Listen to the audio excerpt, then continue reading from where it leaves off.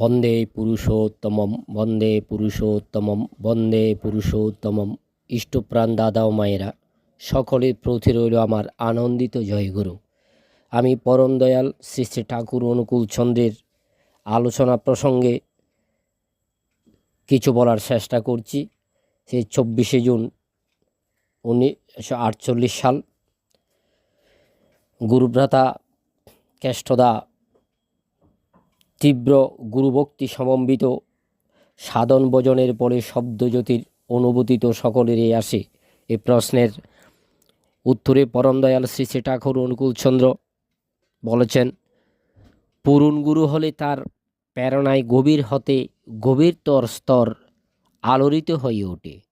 যদি কোনো সাধকের মধ্যে দেখি যে সে অন্য সম্প্রদায়ের লোককে দেখতে পারে না, তাদের প্রতি বিদ্বেষভাব পোষণ করে, তাদের